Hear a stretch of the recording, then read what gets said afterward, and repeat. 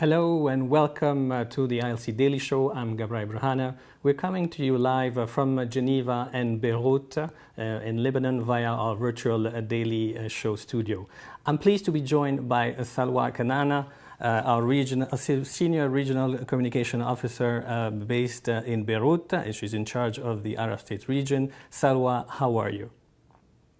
Hi, Gabrai. I'm fine, and it's great to join you and to join you all again for the ILC Daily Show, especially on such an eventful day for the ILC. As usual, we're broadcasting live on YouTube, Twitter, Facebook, and LinkedIn, and interpretation of the show is available in both French and Spanish. Gabrai?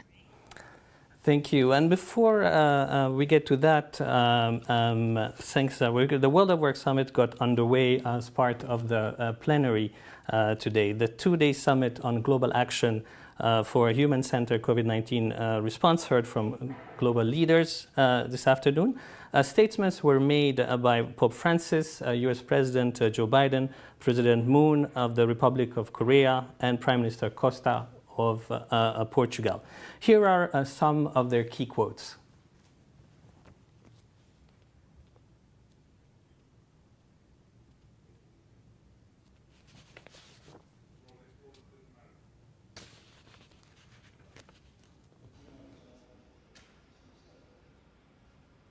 La falta de medidas de protección social frente al impacto COVID-19 ha provocado un aumento de la pobreza, el desempeño, el desempleo, el subempleo, el incremento de la informalidad de trabajo, el retraso en la incorporación de los jóvenes al mercado laboral, que esto es muy grave, el aumento del trabajo infantil, más grave aún, la vulnerabilidad al tráfico de personas, la inseguridad alimentaria y una mayor exposición a la infección entre poblaciones como los enfermos y los ancianos.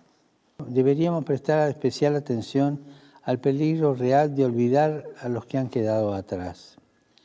Corren el riesgo de ser atacados por un virus peor aún del COVID-19, el de la indiferencia egoísta. As we emerge from this pandemic that has exacerbated inequity and put even greater strain on working families, we have to prove that democracy can deliver. And we do that by empowering workers, raising wages, standing up for union rights, holding bad actors everywhere accountable when they subject their citizens to forced labor or child labor, even as they seek positions of global leadership, and centering workers in our trade policy, and building economies that bring everyone along. And America stands with you as we work to deliver good jobs with dignity and a strong, equitable economy. Thank you for what you're doing. 사람 중심 회복의 시작은 우리 주변에서 마주치는 노동의 가치를 정당하게 평가하고 일자리의 양가질을 높이기 위해 힘을 모으는 것입니다.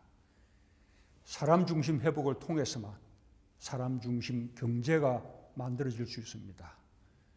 코로나 위기를 극복하고 더 나은 일자리를 만들기 위해 사람을 중심에 놓고 연대와 협력, 나눔과 포용의 길로 함께 나아갑시다.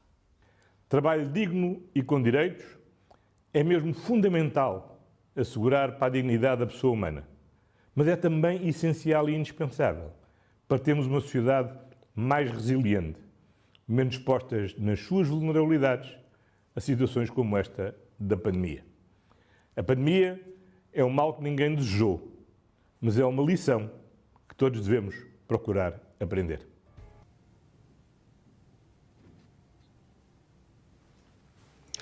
Now you can catch up on all of the statements in full and a conversation between ILO Director General Guy Ryder, ITUC General Secretary Sharon Burrow, and IOE Secretary General Roberto Suarez at Santos at ilo.org/ILC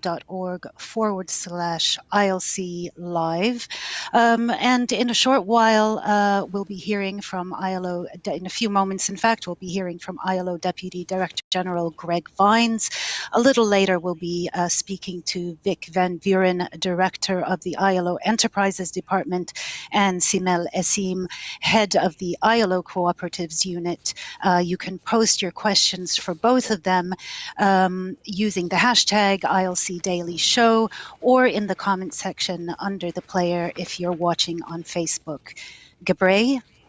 Thank you, Salwa. So in another significant moment today, a new global call to action for a human-centered COVID-19 recovery was adopted by the ILC, at the ILC by government, employer, and worker delegates from the ILO's 187 member states. That document sets out the world of work response to the COVID-19 crisis and a recommendation on how to build a human-centered future of work. We are pleased to be joined by the ILO's Deputy Director General for Management and Reform and rapporteur of the ILC committee that agreed the final global call to action, Greg Vines. Very pleased to have you. It's been a big day at the ILC, and can you tell us more about this global call to action and what it really means for the world of work? Yeah, sure, Gabriel, and thanks very much for having me on. It's not only been a big day for the ILC, it's been a massive day for the world. And that's really the significance of what's happened here this afternoon. Not only did we have Pope Francis, President May, President Biden, and Prime Minister Costa coming out with very strong messages, just minutes after that, we've had all of our member states, together with the workers, the employers, and the governments, workers, employers, and governments from those member states now joining unanimously in this call for action. This call for action to give us a human-centered recovery from the pandemic that's sustainable, that's resilient, and that is inclusive of everyone who's been affected by this pandemic. What this call for action really is the first world call to say, this is serious, this is serious. We're still in the pandemic in many countries, we're slowly coming out of it in other countries, but the impact on the world and the impact on individual people, impact on businesses, impact on communities is only going to be resolved if we've got global action, coordinated and committed action to really addressing what's out there. So the call for action has some parts to it. The first part is painting the picture of where we are now, what the impact has been, and what the real challenges are that we then need to be able to address. But noting, importantly, that we are only going to be able to address this if the ILO's tripartite body, our global tripartism, works together in unity, in cohesion, to address these massive challenges. So it sets out, firstly, after setting the scene, after indicating what these challenges are, it sets out with a call to action to our constituents, which by accepting this resolution, they have now committed to. So it's now a commitment to action. And this is a commitment to action to address both the health as well as the socio-economic impacts of the pandemic. Now, we are very well placed to deal with this because, as you know, 2 years ago, these same constituents adopted the Centenary Declaration. And the Centenary Declaration, of course, was created without any foresight of what was just around the corner. But what we have seen is that the framework that we've now got under the Centenary Declaration is the perfect vehicle for us to move forward to addressing the outcome of the pandemic as well. It's talking about the equality, that we've got to get rid of inequality. We've got to address the vulnerabilities that people suffer out there in the world. We've got to do more to create work opportunities, employment, decent work opportunities, as well as do what we can to encourage the development and growth of sustainable enterprises. And so what the constituents have committed to is firstly a series of actions around inclusive economic growth and employment. And it's the inclusive word there that I think is incredibly important because we have seen that this pandemic has exacerbated inequalities that were there before. And we've also seen that the pandemic has affected people more harshly in different ways. So the inclusive economic growth really is a critical aspect of this. Secondly, there's a series of commitments around protection for workers. These go to, of course, the occupational safety and health protections, but it's also about livelihood protections. It's about job protections. It's about really providing the support across the board to workers to address the worsening situations in relation to informal economies, to address the issues around insecure forms of work. So it's a strong, very strong commitment that our constituents have now made. Thirdly, it's about social protection. That's, I think, shown more than anything that we've got to have that safety net for people globally, and we've got strong commitments around that, and all of this underpinned by social dialogue, bringing our three groups together to work together to address these massive challenges. Thank you very much, Deputy Director General Greg Vines. And if you perhaps would you be able to say just a bit more about the next steps for taking these crucial recommendations forward? Yeah, certainly. And the next steps now come to us, come to the ILO office, because the ILO have the governments and the social partners, having given these commitments, are now calling on, as the second part of this resolution, for the ILO to provide the leadership, the support to them in implementation, and importantly, to provide leadership in the multilateral system. Multilateral system, both at a global level, but also at the regional level as well, because we know that this pandemic and its impact differentiates across countries, across regions. So we are going to need to develop very closely targeted, specifically targeted programs in all of our member states to support this. And in effect, what we've been called on to do is, with those four components that I referred to before about inclusive growth and so on, we now have to develop, with the guidance we have from this resolution, how we can turn these great expressions into real action on the ground, how we can now have a real impact. So we will immediately, in the office, start looking at our work at the country level, at our work globally, to see how we can ensure that we're supporting the ambition of this resolution. We will also start to look at how we can use our strategic engagements across the multilateral system to provide that ILO leadership that we've been asked to provide by the 187 member states. And importantly, to try and bring all of this together to get this global cohesiveness, this global action. We've been asked to convene a major global policy forum following the conference to engage with the multilateral organisations, to engage with our constituents, to now really map this out. We don't expect this will be a quick solution. There's no quick answers to this. But what we've got now is a very, very solid foundation where, through the Centenary Declaration, through the commitments that the constituents have made, and the roadmap that is there under the support that the ILO will need to give. So I think we can be reasonably confident that within the coming weeks, coming months, we will have a very well laid out plan as to how we are going to be able to get out there and address this and look after the people who have been most harshly affected by this pandemic across the globe. Thank you very much, Deputy Director General Greg Vines, for joining us at indeed this very historic day. And if you want to find out more about the global call to action, please visit www.ilo.org.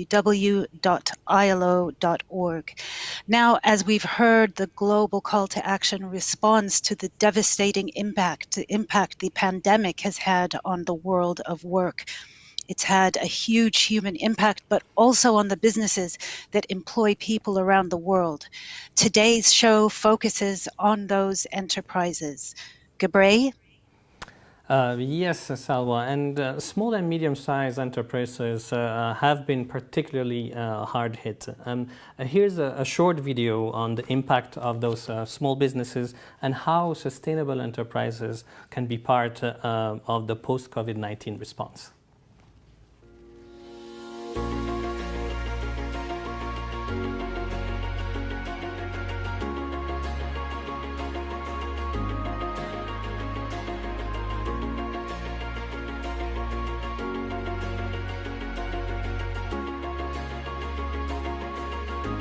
The crisis creates a once-in-a-lifetime opportunity to build back better.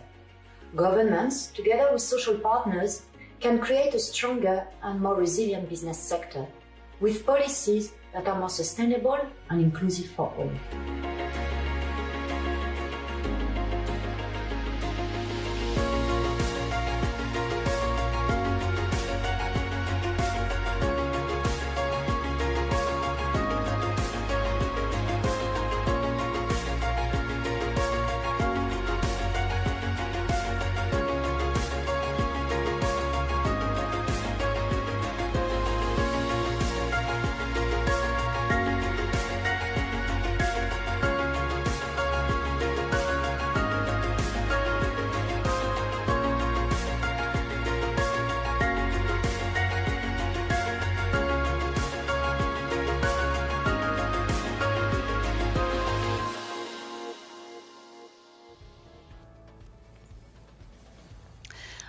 To help us explore the issue in more depth, we're very pleased to be joined by Vic van Vuren, Director of the ILO Enterprises Department. He'll be taking some of our questions, but also please do post yours on Twitter using the hashtag ILC Daily Show or in the comment section under the player on Facebook. Welcome, Vic. We've just seen the video on the impact of COVID-19 on businesses. Can you tell us a bit more about how different sized enterprises have been affected around the world? You know, at the outset, we must recognize, and this is just perhaps the small caveat to introduce this, that all businesses have been affected by the pandemic, but some in a very positive manner. Particularly in the healthcare industry, for example, the provision of sanitizing products has gone sky high, producing vaccines and digitization. However, then we need to come back to reality. For the most, in particular SMEs and informal businesses, it has been and remains to be a catastrophe. 1/4 of companies have seen their sales fall by 50%. We did a score survey of SMEs in 8 countries, and it showed that 70% of enterprises stopped their operations during the COVID pandemic. And some of them have still remain under closure. 75% experienced a big reduction in revenue, reduction in orders, and experienced cash flow shortages, while 69% reduced their workforce temporarily. Now, the larger enterprises have been more resilient, and they've been able to stay alive, but often have to reduce their wages, their working hours, and sometimes even reduce their staff. And that is where we see these huge numbers that have been put out there of the working hours and jobs that have been lost. The International Trade Center had a survey that showed that nearly 62% of women-led businesses have been negatively affected. Now, all this great work that we've been doing over the years to bring women into the workplace has now suffered a major setback. And we need to be mindful of this when we start looking at the road ahead.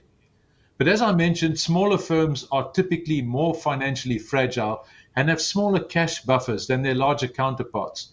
This makes them less resilient to the crisis. And so we have focused on the SMEs. There's a difference between developing and developed economies. And we find that smaller companies lag behind in terms of uptake of digital tools and technologies, particularly in the developing economies. And we need to help them build resilience in the current pandemic. Affordability and accessibility are recurring obstacles to enabling these small businesses to recover. For larger enterprises, it's been how well they've been able to weather the storm in most cases. For smaller businesses, it's like drowning in the storm. And now they're trying to apply CPR to try and revive themselves. It's a tough task out there. Survival has often been the result, however, of adaptation and creativity and readjusting their business focuses. And many have made this from a challenge into an opportunity. I think that's where we stand in terms of the size of business, I think is big versus small. The informal sector has taken a huge knock. And when packages are dealt out to assist, informal sector is often left on the periphery. And then we've got the developing and the developed economies. So it's within this framework that we've been looking at the devastation and the impact on enterprises in general. Thank you.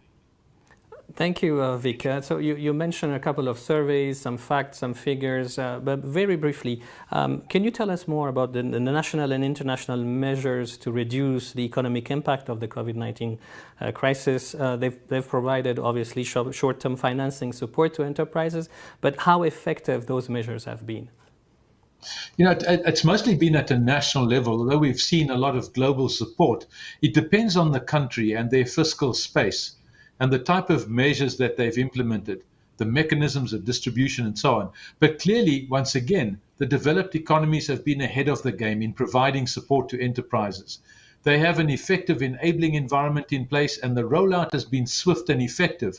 And the recovery we will see will be far more swifter in the developed economies.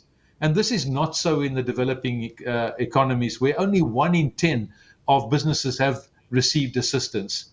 I mean, how do you identify in Africa, where I come from, the scope of an informal business and how to assist them? So it's really a difficult task in these developing economies. However, we've seen an unprecedented monetary response, and governments have in general responded very fast and with huge fiscal expenditure and stimuli. In the low-income countries, they've done the same. And as much as I've been saying that the developing economies are lagging behind, they have done amazing work with the resources that they had, with the small fiscal space and smaller support. We find that in the developing economies, 1.4% of GDP has been put in to the pot, whereas 7.9% has been in place for advanced economies. You can see the difference. Now, without such efficient and generous stimuli, enterprises and their workers and social and health systems would be in a much worse off position. So we need to applaud all governments out there for their response, and at a global level for those global leaders who have been out there in support. We would have seen far more businesses closed and much bigger unemployment had this not been the case. But we also need to look ahead, as this is not yet over, as has been mentioned by many. Low-income countries are still struggling. They need to maintain support, and many are facing challenges. At the recent G20 meeting, the president of South Africa, President Ramaphosa, led a call to the G20 to say, help us roll out the vaccines in our developing economies. And this in itself will provide a stimulus where we can keep our economies going. And it's going to have to be these supporting gestures and supporting investment from the G20 and these larger economies that will facilitate the activity in the developing economies. I think lastly on this point, I'd like to say that when it comes to policy effectiveness, some lessons have showed us that the enterprise population is very wide and very diverse, and one size does not fit all. And so it's important that we ensure that support measures are inclusive and reach the vulnerable segments of the population. And this includes women, the informal enterprise, and the minority entrepreneurs. This is so important. Thank you.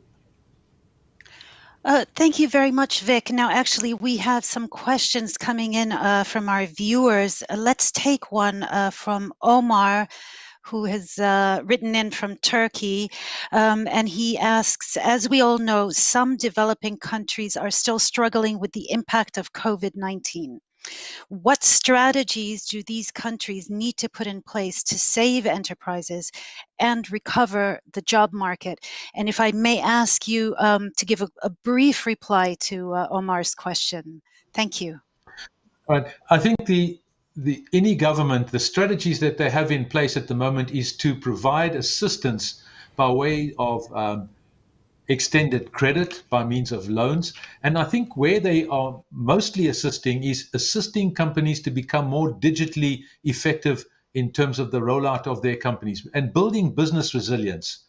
By building business resilience, we can not only help companies get through or enterprises get through this pandemic, but also face any further challenges that they may have. So it's about building business resilience. Thank you, Vika. We have another question from social and the audience. It's Russell from Bangladesh, and he's asking you, how can we make sure enterprises are sustainable and respect the environment? First of all, in the developing economies like Bangladesh, you need to have an enabling environment. And it's important for organized business, organized labor, and government now to review their business environments, because the effectiveness and efficiency of businesses depends on the regulatory environment that allows them to operate. So that when there's a challenge, they have a space to go and find assistance. They can get their skills in place in terms of market demands. They can redirect their businesses when governments can identify niche areas of growth. So it's about a social, not pact, but a social dialogue on what is needed in country by country. Thank you again, Vic, for joining us. A very insightful explanation and comments here. Thank you. Now, before our next interview, we want to bring the third in a series of videos that we're showing each day. They feature the managers of some of our great projects on the ground from different regions of the world, and they bring a unique perspective in that endeavor. This is where we put the decent work agenda into action and deliver results for the world of work. Today's video comes from Nashwa Bilal. She is the Chief Technical Advisor for the I project in Egypt, and it's a project which is helping businesses in the supply chain of Egypt's dairy sector. مشروع تشغيل الشباب في مصر، خلق فرص عمل وتنمية القطاع الخاص في مصر، هو مشروع تابع لمنظمة العمل الدولية بالتمويل من الحكومة النرويجية وبالتعاون مع وزارة التعاون الدولي.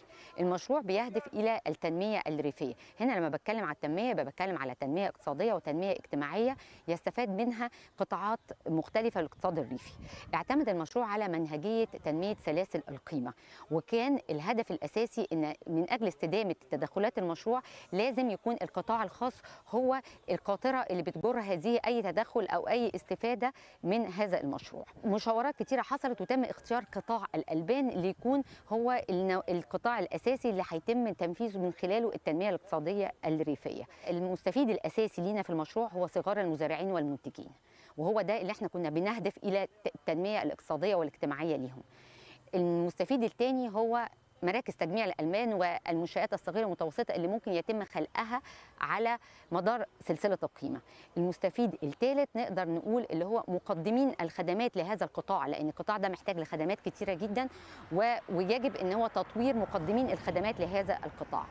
المستفيد الأخير اللي احنا نقدر نقول عليه هو القطاع الخاص اللي هيتم توفير ليه لبن بجودة أفضل وأعلى.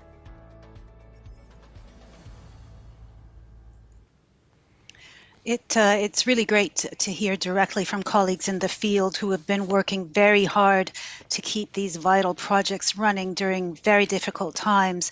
Thank you, Nashwa, for your video. And the I project, as mentioned, is delivered in partnership with the Norwegian Ministry of Foreign Affairs. We'll bring you another video tomorrow. Gebre? Thank you. And now, in addition to enterprise broadly, cooperatives in particular, and the social solidarity economy more widely have played a particular role during this pandemic. The 110th session of the International Labour Conference, that would be in 2022, will hold a first general discussion on social and solidarity economy for a human-centered future of work. To set the scene of our next conversation, here's a video on the role of cooperatives and the social solidarity economy in the COVID-19 response.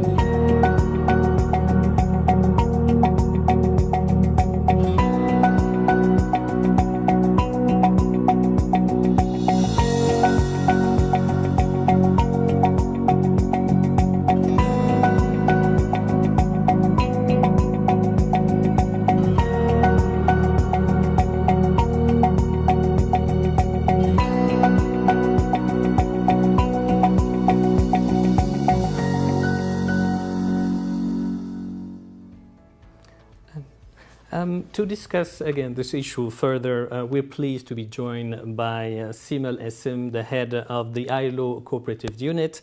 Simel, welcome. We've just seen the video, but could you explain a little bit more about what the social and solidarity economy is about? Thank you, Gebre. There is not an official definition from the ILO on the social and solidarity economy. We have a working definition that comes from an ILO regional conference in Africa, in Johannesburg in 2009, and it's an umbrella term that encompasses a range of organizations and enterprises. And these organizations have explicit economic and social objectives, more recently and increasingly also environmental ones, have some form of cooperative, associative solidarity relations, especially between workers, producers, and consumers, and practice some degree of workplace democracy and self-management. In most countries, cooperatives are the biggest building block under the social and solidarity economy. They're the best established in most countries with respect to sectoral diversity, legislation, support institutions, and even statistics, although on that front there is still some more work to be done, and we are working on operationalizing international statistical standards and cooperatives that were adopted at the 20th International Conference of Labor Statisticians. Traditionally, we see cooperatives in finance, in agriculture, retail, housing, but increasingly they are also present in the platform economy, in renewable energy, working with refugees, and in providing health and care services. So what are the other types of organizations that fall under the social and solidarity economy? These include social enterprises, women's self-help groups, mutual benefit societies, associations of informal workers, fair trade enterprises, community forestry groups, and alternative financial schemes. The scope and nature, of course, changes across countries and regions. Also, the knowledge base. For instance, SSE is very strong in continental Europe, Francophone countries, Latin America, and it's in earlier stages of development, for instance, in the Asia-Pacific region. So the office is working in supporting the constituents in overcoming some of these gaps through research and capacity building. We are completing the first phase of six-country project in East and Southeast Asia on strengthening SSE policy, and we'll start the second phase in July in another 6 countries. Back to you, Salwa and Gebre. Thank you very much, Simel. What role do these cooperatives, the social and solidarity economy, what role have they played during the pandemic? Well, as you've seen in the brief video that you have shown, historically during periods of crises, the values of cooperation, solidarity, mutualism actually experience an increase in popularity. And this was the case, for instance, during the aftermath of the 2007-8 financial crisis. And during the global pandemic, it was no difference, as you saw also articulated by many of the world leaders during the summit today. They emphasize the need for solidarity. Around the pandemic, co-ops and other SSE institutions have stepped up, like producer and consumer cooperatives have kept supply chains of essential food and goods moving while also relocalizing production. Financial co-ops and ethical banks, credit unions put initiatives in place to support local MSMEs and members trapped for cash and unable to or struggling to pay their loans. Health and industrial cooperatives transform their production and services to meet urgent local needs for protective equipment and social care, collaborating with local government and national governments. Association of also informal workers have advocated for government support for their members and even provided flow of work for their members, who are among the first to lose their livelihoods, whether they are waste pickers, street vendors, domestic workers, or home-based workers. We have evidence of social cooperatives doing much better in protecting their members and workers from and beneficiaries from the pandemic than their non-cooperative counterparts, for instance, in providing elderly care. And during this period, it's important to note that policymakers recognize the role that cooperatives and wider SSE organizations play as social actors in emergency response, as partners.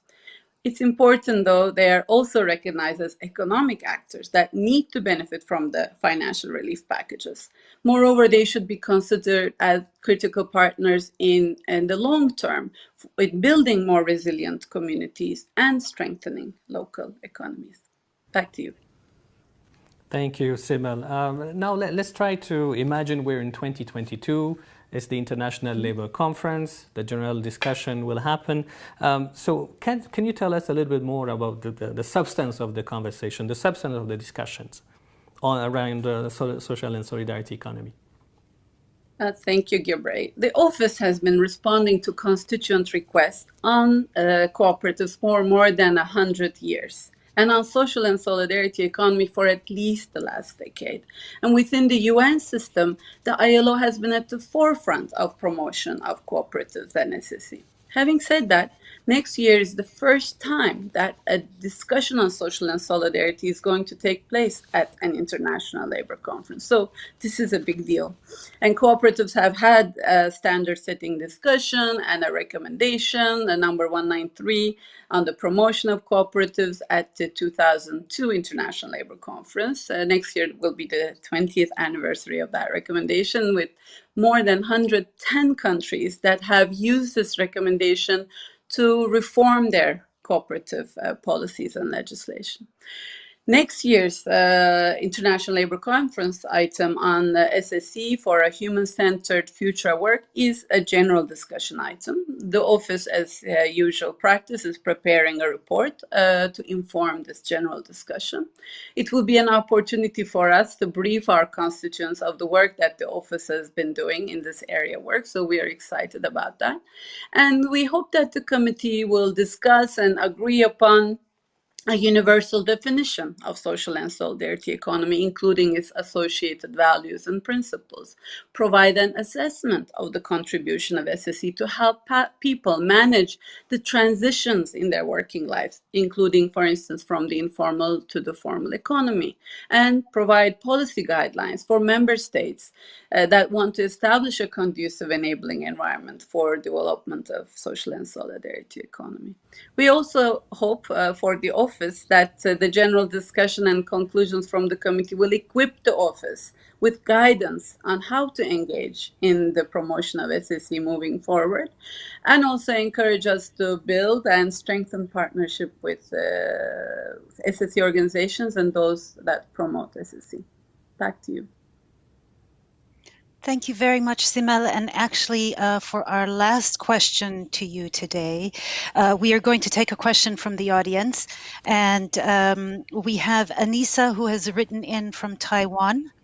And she's asking, how do cooperatives help to promote women's empowerment and gender equality? Thank you, Anissa, for that very good question. We do find women very prominent in certain sectors of cooperatives, similar to the division of labor we see in the world of work. For instance, in care, education, and health, at social cooperatives, we see women as leaders, founders, workers, beneficiaries. When it comes to other sectors, for instance, like agriculture, although women may be majority of workers, contributing family workers, they may not be as strongly present in the membership ranks and in the leadership ranks. Finance does a little bit better, retail also. So we see women flocking to cooperatives. And in fact, in some countries where women's labor force participation may be low, their cooperative participation is much higher, because this actually creates a form of sharing risk, responsibility, know-how, support, training, learning, and also it's a school for democracy, where many women who become members and leaders in cooperatives later on move to, for instance, taking roles in local government and in other political, social, economic leadership roles. Thank you, Simel. Thank you for your insights and for joining us on the Daily Show. Now, that is just about all we have time for on today's show. Tomorrow, the World of Work Summit continues with a high-level panel discussion on global action for a human-centered COVID-19 response. It will feature ministers and senior employer and worker representatives. You can follow it at 13 CEST, that's 11 GMT, at www.ilo.org/ILC Live. We'll be back on the Daily Show tomorrow at 16:30 CEST, that's 14:30 GMT, with all the latest regarding the summit, but also a special focus on violence and harassment in the world of work. Back to you, Salwa. Thank you very much, Gebre. And in fact, I've just been asked by colleagues on the line to make a slight correction there, that the event will be tomorrow at 5:30 CEST rather than 4:30.